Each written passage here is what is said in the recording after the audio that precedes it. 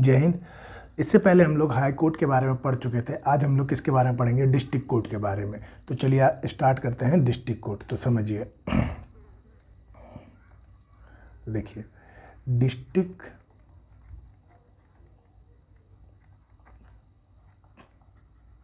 District court या फिर इसको कहते हैं क्या? लोअर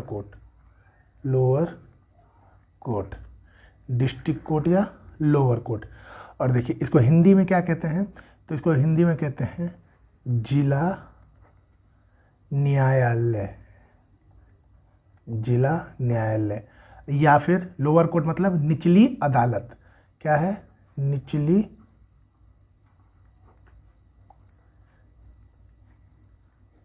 अदालत। ठीक है। ये कितने प्रकार? देखिए डिस्ट्रिक्ट कोर्ट जो होते हैं वो दो तरीके से होते हैं।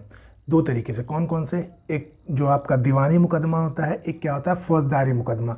दीवानी मुकदमे को इंग्लिश में कहते हैं सिविल कोर्ट, और फौजदारी मुकदमे को क्या कहेंगे? Session court. क्या कहेंगे? Session court. तो देखिए सिविल जो दीवानी मुकदमा यानी सिविल कोर्ट है, दीवानी मुकदमा जहाँ चला तो उसको क्या कहते हैं? Civil court. तो उसका जो जज होगा वो क्या कहलाएगा? सिविल जज कहलाएगा। और जो फौजदारी मुकदमा है जो उसके जज वो कोर्ट क्या कहलाता है? Session court. और उसके जज को क्या कहेंगे? सेशन जज कहेंगे। तो देखिए इसको दो भागों में बांटते हैं। एक हो गया दीवानी जिसको कहते हैं सिविल कोर्ट, और ये हो गया आपका क्या? फौजदारी, जिसको क्या कहा जाता है? Session court. क्या कहा जाता है? Session court. अब देखिए दीवानी में कौन से मुकदमे आते हैं? तो दीवानी में धन से रिलेटेड और जमीन से रिलेटेड जो मुद्दे होते हैं वो किस में जाते हैं? दीवानी मुकदमे में जाते हैं। किससे? धन से रिलेटेड और जमीन से रिलेटेड। और फौजदारी में कौन कौन से मुकदमे जाते हैं? जैसे आपराधिक जो मामले होते हैं, जैसे रेप का मुकदमा, मर्डर का मुकदमा, मारपीट का मुकदमा। तो ये सब जो है कौन से? जैसे रेप हो गया और मारपीट हो गया और मर्डर हो गया। तो इन सब के जो जितने भी मुकदमे होते हैं वो कहाँ जाते हैं? सिविल कोर्ट में। इसके जज को क्या कहा जाता है? सिविल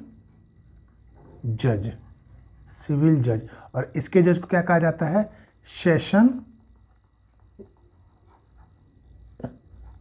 जज। इसके जज को क्या कहा जाता है? सेशन जज। चलिए अब समझते हैं। देखिए आप कभी जब डिस्ट्रिक्ट कोर्ट जाइएगा तो आप देखिएगा क्या होता है कि देखिए इस तरीके से, एक मिनट गलत हो गया।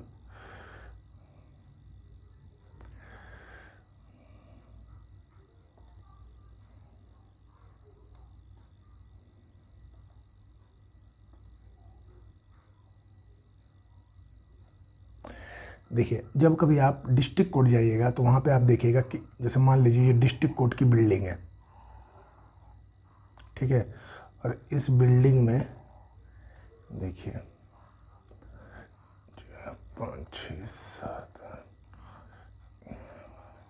ये 1 2 3 4 5 6 7 और ये 8 9 10 11 12 13 14 15 16 इस तरीके से आपके डिस्ट्रिक्ट कोर्ट में क्या होंगे कि मतलब जैसे आपका ऐसे पूछा जाएगा आपसे कि आपका मुकदमा, जब भी आप किसी मुकदमे के लिए जाते हैं, जैसे कोई मुकदमा चल रहा है तो डिस्ट्रिक्ट कोर्ट में कहाँ पे चल रहा है, तो बोलेगा कि आप चले जाइए रूम नंबर 10 में चले जाइए या रूम नंबर 3 में चले जाइए।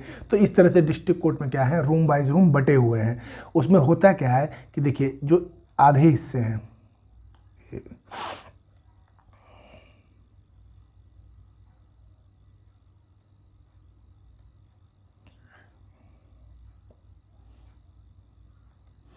देखिए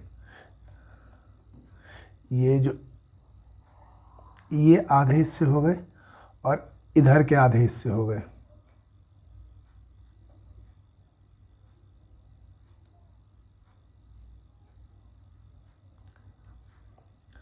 और इधर क्या है? आधे हिस्से। तो इनको दो भागों में बांट दिया जाता है। कैसे? अब इधर वाले हिस्से को जैसे मान लीजिए कौन सा हिस्सा हो गया? फौजदारी, और इधर वाला हिस्सा क्या हो गया? तो दीवानी। क्या हो गया? दीवानी। ठीक है, तो फौजदारी को क्या, फौजदारी जहाँ पे मुकदमे चलते हैं उसको क्या कहते हैं? Session court. Session court. और इसको हिंदी में कहा जाता है सत्र न्यायालय। न्यायालय। और दीवानी इसके मतलब इसके कोर्ट को क्या कहा जाता है? तो सिविल कोर्ट। कोर्ट। और इसको हिंदी में क्या कहा जाता है? व्यवहार न्यायालय। व्यवहार न्यायालय। व्यवहार न्यायालय। ठीक है, इसके जो देखिए सेशन कोर्ट जो है, सेशन कोर्ट मतलब सत्र न्यायालय, और इसका जो जज कहलाएगा सेशन जज। और सेशन जज का मतलब सेशन से सत्र, और जज मतलब न्यायाधीश। तो सत्र न्यायाधीश, तो सेशन कोर्ट के जज को क्या कहेंगे? सत्र न्यायाधीश, यानी क्या? सेशन जज। और इसी तरह इसका क्या है? व्यवहार न्यायालय। और सिविल कोर्ट को क्या कहा जाता है? व्यवहार न्यायालय। और इसके जो जज होंगे वो क्या कहलाएंगे? व्यवहार न्यायाधीश। व्यवहार न्यायाधीश। और इंग्लिश में कहेंगे तो क्या कहेंगे? सिविल जज। अब देखिए इसी तरह से जब आप डिस्ट्रिक्ट कोर्ट के अंदर जाते हैं तो आपको क्या होगा कि एक तरफ में मतलब जैसे ये जो मैंने ये आपको ब्राउन कलर में जो घेर के दिखाया है, ये पूरा जो ब्राउन कलर में ये वाला हिस्सा, तो ये इसमें क्या है? आधे में सिविल कोर्ट है, मतलब आधे में फौजदारी है, आधे में सिविल है। तो कुछ आधे मुकदमे जो दीवानी वाले मुकदमे होंगे, आधे उधर मतलब आधा हिस्सा कोर्ट का वो दीवानी हिस्सा दिख रहा होगा, आधा क्या दिख रहा होगा? फौजदारी। तो जैसे आपका कोई मुकदमा, मान लीजिए मारपीट का मुकदमा है, तो मारपीट में आप यहाँ पे देखिए कितने रूम हैं? तो 1 2 3 4 5 6 7 8। तो आपसे बोल दिया जाएगा कि जाइए, आपका जो मुकदमा है रूम नंबर 10 वाले जज देख रहे हैं, क्योंकि देखिए मतलब 16 रूम है, इसका मतलब है 16 जज हैं, 16 जज बैठे हुए हैं। तो बोल दिया जाएगा कि आप चले जाइए 9 नंबर वाले रूम में, आपका मुकदमा वहाँ पे चल रहा है। तो वहाँ जज बैठे होंगे, वहाँ पे आपका फैसला चल रहा हो, मतलब फैसला चलेगा कि कुछ देर बाद, मतलब जैसे मान लीजिए उसमें पहले कोई मुकदमा चल रहा था, आपका नंबर जब आएगा तब आपका मुकदमा स्टार्ट हो जाएगा। अगर आपका ज़मीन से रिलेटेड है, धन से रिलेटेड है मुकदमा, तो आपको बोल दिया जाएगा कि आप सिविल कोर्ट जाइए, 8 नंबर रूम में जाइए, 7 नंबर में जाइए या 15 नंबर में जाइए। तो डिस्ट्रिक्ट कोर्ट के अंदर क्या होता है? ये सारी चीज़ें मतलब बटी होती है। डिस्ट्रिक्ट कोर्ट का जो मेन जज होता है उसको कहते हैं डीजे, मतलब डिस्ट्रिक्ट कोर्ट का न्यायाधीश। उसके अंडर में मान लीजिए ये 16 न्यायाधीश हैं या 17 18 न्यायाधीश जो भी हो, वो हर एक डिस्ट्रिक्ट का अपना अपना डिस्ट्रिक्ट कोर्ट में होते हैं, कि कहीं पे 10, कहीं पे 16, कहीं पे 30 भी होते हैं। तो वो उनके अंडर में ये एक जज, तो जो मेन डिस्ट्रिक्ट जज है वो तो सब चीज़ देखेगा नहीं, तो क्या करता है उनके अंडर में आधा सिविल कोर्ट को दे देता है और आधा सेशन कोर्ट को, वो आपस में देखते हैं। ठीक है, उसके बाद अब मान लीजिए कहीं पे जो है कम है, मतलब कम न्यायाधीश है। मान लीजिए कहीं पे क्या होगा कि न्यायाधीश जो हैं वो कितने हैं? जैसे इसमें कितने थे? 16 थे। ठीक है, और इसमें मान लीजिए 1 2 3 4 5 6 न्यायाधीश हैं। ठीक है, और जो कोर्ट है वो कैसे चलता है? मॉर्निंग और इवनिंग। मॉर्निंग और इवनिंग। ठीक है, तो इसमें होगा क्या? देखिए कितने जज हो गए? 6 जज हो गए। तो इसमें क्या होगा? इसमें अब बांटा नहीं जाएगा कि सिविल कोर्ट अलग कर दें या फौजदारी कोर्ट को अलग कर दिया जाए, मतलब सेशन कोर्ट और सिविल कोर्ट को अलग नहीं किया जाएगा। तो इसमें क्या करते हैं? एक ही जज को बैठाया जाता है। इसमें क्या है कि जज वही रहते हैं, बस होगा क्या कि जैसे जो जज हैं एक ही होंगे। मॉर्निंग में वो सिविल का मामला देखेंगे, मॉर्निंग में क्या देखेंगे? वो मान लीजिए सेशन का देखते हैं, सेशन का, और इवनिंग में किसका देखेंगे? सिविल का। तो यहाँ सेशन क्या हो गया? फौजदारी, और सिविल क्या हो गया? तो दीवानी। तो क्या होगा कि एक ही जज होगा, वो क्या करेगा कि मॉर्निंग में सेशन कोर्ट का देख लेगा, और लंच करने के बाद वो सिविल का देख लेगा। इसमें अलग अलग नहीं होंगे कि सिविल अलग और क्या कहते हैं और वो सेशन वाले अलग होंगे, नहीं। उसमें बस जिसने सुबह सेशन देखा है जैसे मान लो 6 जज है, तो इन 6 जज ने सुबह क्या किया, पहले सेशन देखा, सेशन देखने के बाद फिर ये 6 जज क्या करेंगे, सिविल देख लेंगे। तो इसमें अलग अलग नहीं होगा। तो इसमें क्या होगा कि एक ही चीज़, मतलब वही न्यायाधीश सुबह सिविल भी देख रहा है और सेशन भी देख रहा है, मतलब पहले से सेशन देखा, सिविल देखे, जो भी हो, पहले एक वो सेशन भी देख रहा है और एक वो सिविल भी देख रहा है। लेकिन उधर जब ज़्यादा जज थे तो उसमें क्या हो रहा था, उधर जब ज़्यादा जज थे उसमें क्या हो रहा था कि एक तरफ का हिस्सा सिर्फ सिविल देख रहा था, एक तरफ का हिस्सा सिर्फ क्या देख रहा था, सेशन देख रहा था। तो इसके जो सोचिए, इसके न्यायाधीश को क्या कहा जाएगा, देखिए डिस्ट्रिक्ट के अंदर है और सेशन का, उसके न्यायाधीश को डिस्ट्रिक्ट कोर्ट का मतलब वो क्या कहला रहा था, जिला सत्र न्यायालय, जिला सत्र न्यायालय। लेकिन इसको क्या कहा जाएगा, ये दोनों साथ में एक साथ है, तो जिला सत्र न्यायालय कहलाएगा। क्या कहलाएगा, यहाँ जिला सह सत्र न्यायालय। तो इसके कोर्ट को क्या कहा जाता है, क्योंकि दोनों एक साथ है। वहाँ तो क्या था, अलग अलग था, सिविल कोर्ट अलग था और सेशन कोर्ट अलग था, तो उनके नाम थे भाई सिविल कोर्ट और सेशन कोर्ट। लेकिन यहाँ पे दोनों एक साथ हैं, तो यहाँ पे क्या कहा जाएगा, जिला सह सत्र न्यायालय, जिला सह सत्र न्यायालय कहा जाता है इसके न्यायालय को। अच्छा, इसके न्यायाधीश को क्या कहा जाएगा, तो जिला सह सत्र न्यायाधीश। वहाँ पे क्या कहा जाता था, सेशन जज और सिविल जज। यहाँ तो दोनों एक ही हैं, तो क्या कहलाएंगे, जिला सह सत्र न्यायाधीश कहलाएंगे। ठीक है, ये समझ में आ गया होगा आपको। अब आगे बढ़ते हैं। देखिए, ये हो गया। अब एक होता है, क्या होता है, फैमिली कोर्ट। क्या होता है, फैमिली कोर्ट। फैमिली कोर्ट यानी परिवार न्यायालय। तो देखिए, परिवार न्यायालय में क्या होता है, इसकी जो स्थापना थी कब की गई थी, 1984 में। ठीक है, मतलब गुजरात में की गई थी। तो देखिए, इसमें कैसे कैसे मुकदमे जाते हैं, जो तलाक से रिलेटेड, मतलब जो फैमिली रिलेटेड, जैसे तलाक से रिलेटेड, दहेज से रिलेटेड हो गया, या फिर मियाँ बीवी आपस में झगड़ा कर ले, तो वो कहाँ पे, वो ऐसे मुकदमे कहाँ जाते हैं, तो वो मुकदमे फैमिली कोर्ट में जाते हैं। कौन कौन से, तो एक हो गया आपका, एक कहाँ से आया था, गुजरात।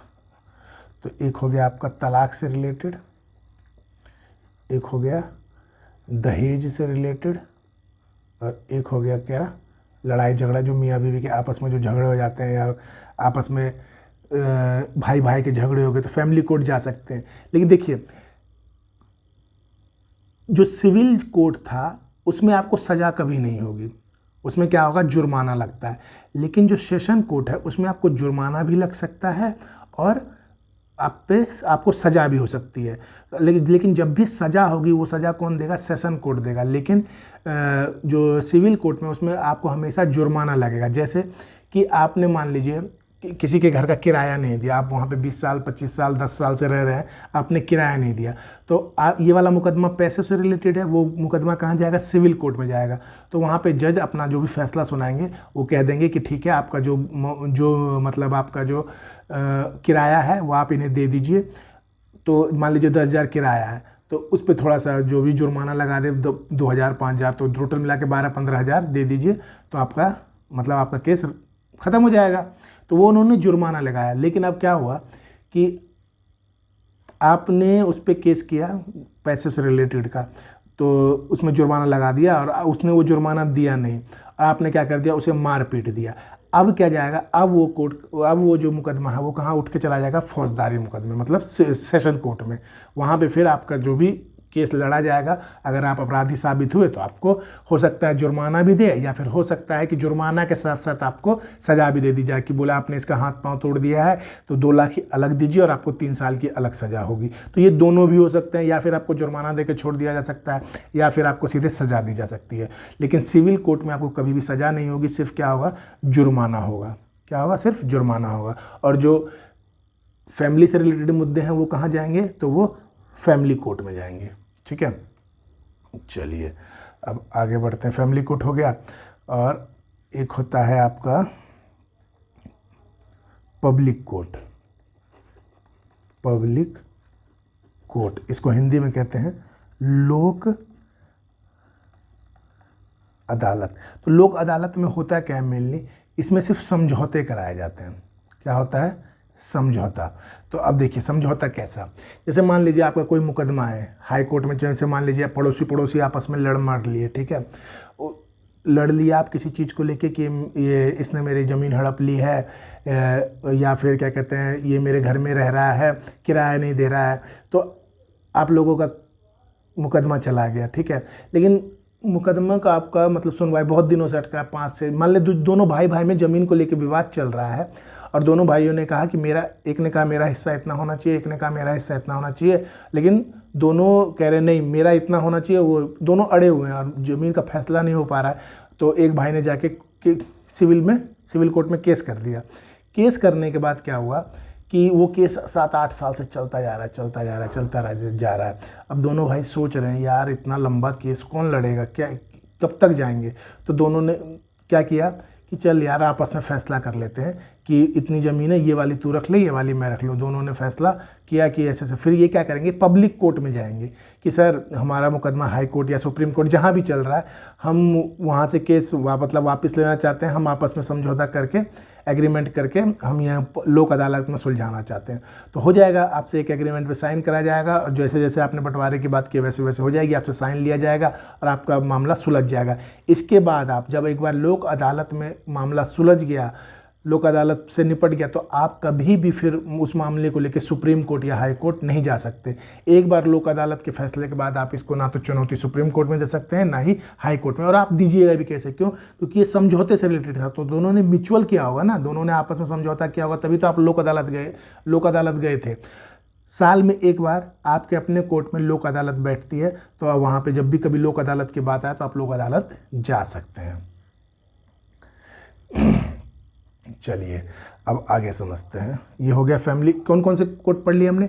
डिस्ट्रिक्ट कोर्ट के अंदर क्या था, सिविल कोर्ट और सेशन कोर्ट, और क्या पढ़ा हमने, फैमिली कोर्ट पढ़ा, एक क्या पढ़ा, पब्लिक कोर्ट पढ़ा। अब आते हैं हम लोग जो एक डीएम होता है, ठीक है, डीएम का भी अपना एक कोर्ट लगता है, इसको मैं डीएम कोर्ट लिख दे रहा हूँ, जिसको क्या कहते हैं, समरणालय,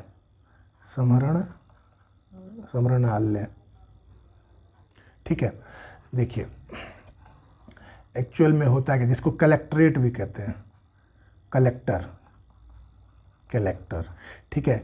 एक्चुअल में जो डीएम का जो काम है, एक्चुअल में वो क्या है, वो टैक्स वसूलना का है। कैसा काम है, टैक्स वसूलना। पहले क्या होता था, जब अंग्रेज आए थे, अंग्रेज के समय पे डीएम का जो पोस्ट होता था, तो वो क्या करता था, टैक्स वसूलता था, तो टैक्स को कलेक्ट करता था, इसीलिए उसको क्या कहते थे, कलेक्टर बोलते थे। अभी जो है डीएम जो है अभी भी क्या करता है, मेनली टैक्स वसूलने का काम करता है। जैसे आपके ज़मीन से रिलेटेड टैक्स हो गए, बिजली से रिलेटेड टैक्स हो गए, तो आपके राज्य में के अंदर जो भी टैक्स है, उस टैक्स को वसूलने का काम कौन करता है, डीएम करता है। कौन करता है, डीएम करता है। और डीएम एक प्रशासनिक काम भी करता है। जब वो प्रशासनिक काम करता है तो वो डीएम ऑफिस में बैठता है। किस में बैठता है, डीएम ऑफिस में। लेकिन जब वो टैक्स से रिलेटेड वर्क करता है, टैक्स से रिलेटेड, जैसे कि किसका टैक्स कितना है, कितना नहीं है, या किसी के पे साइन करना है, तो वैसे काम वो समरणालय में बैठ के करता है। किस में करता है, समरणालय में। कहाँ बैठ के करता है, समरणालय में। देखिए जो टैक्स जो वसूलने का जो है वो कैसे, देखिए हर एक टैक्स अलग अलग टाइप का होता है। जैसे कि एक जीएसटी टैक्स है, ठीक है, एक हो गया इनकम टैक्स, और एक होता है राज्य का टैक्स। तो जो राज्य का जो टैक्स है, ये जो मेनली राज्य का टैक्स है, ये कौन कलेक्ट करता है, तो ये डीएम कलेक्ट करता है। कौन करता है, डीएम कलेक्ट। बाकी जीएसटी के लिए अलग अलग बना हुआ है और इनकम टैक्स के लिए अलग बना हुआ है। तो डीएम का काम आपको समझ में आ गया होगा क्या है। अब देखिए और कौन कौन से वो होते हैं। तो देखिए एक होता है आपका ट्रिब्यूनल, एक होता है आपका फास्ट ट्रैक कोर्ट, और एक होता है स्टे। क्या होता है, स्टे। देखिए ट्रिब्यूनल क्या है, ट्रिब्यूनल जो है ये एक मेनली, ट्रिब्यूनल में क्या आता है, वैसे विवाद होते हैं जो मतलब सिर्फ उसी तरह के विवाद सुने जाएंगे। जैसे कि मान लीजिए नदी से कोई भी नदी, जैसे किसी दो राज्यों में लेके नदी से लेकर कोई विवाद है कि ये नदी मतलब इस नदी का ज़्यादा पानी मेरे तरफ आना चाहिए या इस नदी का ज़्यादा पानी मेरे तरफ आना चाहिए, इसको लेके विवाद है, तो इसका एक अलग अदालत है रिवर ट्रिब्यूनल करके, वो उसमें सिर्फ रिवर से, नदी से रिलेटेड ही मतलब क्या जाएंगे, केस जाएंगे। इसके अलावा ना आप मारपीट के, ना पैसों से रिलेटेड कोई भी नहीं जा सकते। जैसे जीएसटी से रिलेटेड है तो जीएसटी का कोर्ट भी अलग है, तो उसमें कैसे मुकदमे जाएंगे, जो जीएसटी से रिलेटेड है, इसके अलावा कोई भी मुकदमा नहीं जा सकता। एक होता है आपका एनजीटी, नेशनल ग्रीन ट्रिब्यूनल, तो इसमें क्या होता है, पर्यावरण से रिलेटेड मुकदमे जाते हैं कि जैसे आपको लग रहा है कि भाई हमारे यहाँ पर्यावरण मतलब जो वातावरण है वो अशुद्ध हो रहा है, क्यों कि इन्होंने बगल में फैक्ट्री लगाई, इसके कारण धुआं निकल रहा है, जो गैसें निकल रही है, उससे पर्यावरण नुकसान हो रहा है। तो आप ये नहीं कि सिविल कोर्ट में जाएंगे या फैमिली कोर्ट में जाएंगे या फिर सेशन कोर्ट में जाएंगे, तो आपको कहाँ जाना पड़ेगा, एक जो पर्यावरण से रिलेटेड कोर्ट है एनजीटी, वहाँ पे आपको केस फाइल करना होगा, तो उसको कहते हैं ट्रिब्यूनल कोर्ट। ठीक है, एक होता है फास्ट ट्रैक कोर्ट।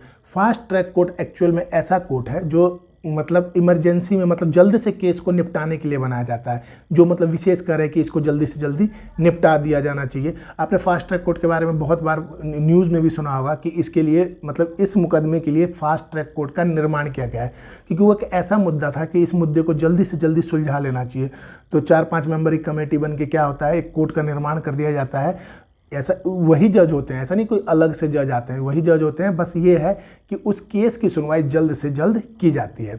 एक होता है स्टे। स्टे में क्या होता है, जैसे मान लीजिए आपका कोई केस चल रहा है, डिस्ट्रिक्ट कोर्ट में ऑर्डर आया कि इसके घर को गिरा दिया जाए, इलीगल है, लेकिन आप क्या कर सकते हैं, हाई कोर्ट में जाके ये कह सकते हैं कि मुझे इतने दिन का टाइम दीजिए, मैं मतलब साबित कर सकता हूँ ये इलीगल नहीं है, या फिर अभी मुझे कुछ समय चाहिए, मतलब मैं अभी मेरे को समय दे दीजिए। तो हाई कोर्ट क्या करती है, डिस्ट्रिक्ट कोर्ट पे स्टे लगा देती है कि आपका दिया हुआ ऑर्डर हम कैंसिल करते हैं, इतने दिन का स्टे मिल जाता, मतलब 15 दिन, 20 दिन, 25 दिन, जो भी हाई कोर्ट लिख के दे, तो वो हो गया स्टे। मतलब हाई कोर्ट ने आदेश दे दिया कि आप इसका घर तोड़ा नहीं जाएगा, आप जैसे भी तोड़ने आई है वो क्या हो जाए, सीधे सीधे वापस चली जाए, तो उसको कहते हैं स्टे। जब किसी मामले पर रोक लगा दी जाती है उसको क्या कहा जाता है, स्टे कहा जाता है।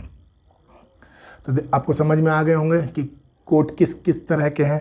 डिस्ट्रिक्ट कोर्ट किस आर्टिकल में है, 233 के अंतर्गत है। कोर्ट भी आपको समझ में आ गया होगा कि कितने प्रकार के कोर्ट हैं। अब समझ में आ रहा होगा कि धन से रिलेटेड मामला कहाँ जाएगा, सिविल कोर्ट में, और मारपीट से रिलेटेड, दहेज, रेप से रिलेटेड, मर्डर से रिलेटेड मुकदमा कहाँ जाएगा, तो सेशन कोर्ट में जाएगा। फैमिली कोर्ट में जो पारिवारिक मुद्दे होंगे, क्या कहते हैं, और फैमिली कोर्ट, पब्लिक कोर्ट में, लोक अदालत में कौन से मुद्दे जो आपके आपसी पारिवारिक आपसी समझौता अगर करना चाहते हो तो आप पब्लिक कोर्ट चले जाइए, लोक अदालत चले जाइए। फास्ट ट्रैक कोर्ट समझ में आ गया होगा, ट्रिब्यूनल कोर्ट समझ में आ गया होगा, और आपको स्टे भी समझ में आ गया। तो आज का आपको डिस्ट्रिक्ट कोर्ट का सेशन समाप्त करते हैं। आज बस इतना ही। Thank you, have a nice day. जय हिंद, जय भारत।